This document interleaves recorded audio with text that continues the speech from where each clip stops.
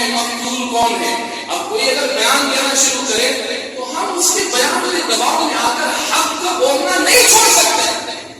یہ معلوم ہونا چاہیے دنیا کی حکومتوں کو بھی, دنیا کے پرشاسن کو بھی, دنیا کے ذمہ داروں اور لیڈرز کو بھی.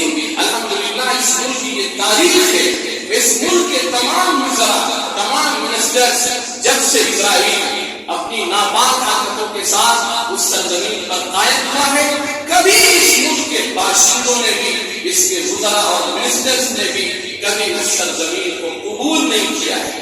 ہمیشہ انہوں نے یہی کہا ہے, چاہے وہ نہرو جی رہے ہوں, چاہے وہ گاندھی جی رہے ہوں, اور حتیٰ کہ کسی پارٹی کے سب سے موسٹ سینئر لیڈر اور سب سے مشہور لیڈر اٹل جی, انہوں نے بھی جب مسئلہ یہ آیا تھا اسرائیل اور فلسطین کا, بہت بڑے مجمع کے سامنے انہوں نے یہ بات کھل کر کہی تھی کہ اسرائیل ناپاک ہے, حکومت ناجائز ہے, اور اسرائیل کو فلسطین کی سرزمین خالی کر کے فلسطین کے حوالے کرنا پڑے گا.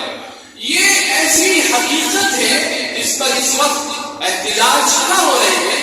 ہندوستان کے اندر سے آپ ذرا باہر نکلیں, یورپین کنٹریز میں, رشیا میں, برلن میں, لندن میں اور آسٹریلیا میں اور نہ جانے کن کن ملکوں میں صرف مسلمان نہیں, غیر مسلم بھی احتجاج کر رہے ہیں. دوسرے مذاہب کے ماننے والوں کو بھی پتا ہے کہ ظالم اور دہشت گرد کون ہے.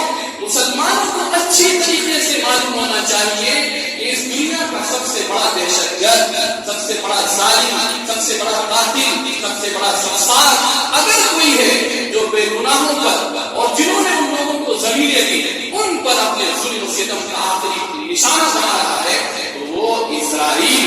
اس میں کوئی شک نہیں.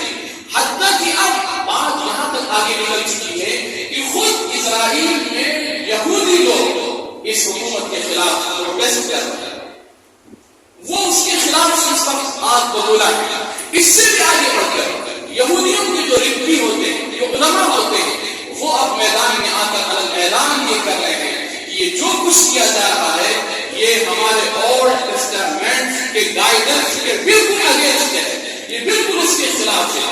جو کچھ کیا جا رہا ہے یہ صہیونی ایک لابی ہے جن کا کسی مذہب سے حقیقت کوئی تعلق نہیں. وہ اصلاً یہودی بھی نہیں ہے, اصلاً وہ ایسے بگڑے ہوئے انسان ہیں جن کو یہ بتایا گیا ہے کہ تم شیطانوں کی عبادت کرو گے اور سارے انسان تمہارے سامنے کتے اور گدھے کے مانند ہیں. آپ کو یقین ہو ان کی کتاب اٹھا کر دیکھیں, انسانوں کے بارے میں جو ان کا تصور ہے وہ اتنا گندا ہے, اتنا گندا ہے. ان کی کتابوں میں یہ بات لکھی ہوئی ہے.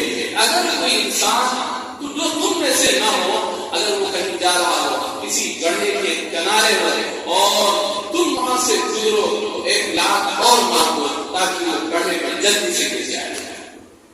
جن انسانوں کی سوچ اتنی بدترین ہو یہی وہ لوگ ہیں جن کو فلسطینیوں نے اس وقت پناہ دی تھی جب دنیا سے یہ ٹھکرائے گئے تھے.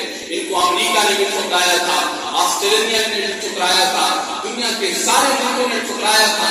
اس وقت جب یہ بھیک مانگ رہے تھے ان فلسطینیوں نے جن کے اندر انسانیت سے ہمدردی تھی, رحم اور کرم کھا کر ننگے اور گچھے جس وقت یہ آئے تھے, ان فلسطینیوں نے انہیں جگہ دی تھی, قیام کی اجازت دی تھی. اور آج انہی نے جن لوگوں نے پناہ دی ان کی زندگی اتنی دوبھر کرتی ہے کہ میرے عزیز بھائیوں, سن 2007 سے لے کر یہ تو جو کچھ ہو رہا ہے ان کا سامنے آ رہا ہے, سن 2007 سے لے کر اس غزہ پٹی کے لاکھوں مسلمانوں کی غذا, ان کا پانی, ان کی بجلی ایسی بند کر رکھی ہے کہ 24 گھنٹے میں ابھی تو بالکل بجلی کٹی ہوئی ہے.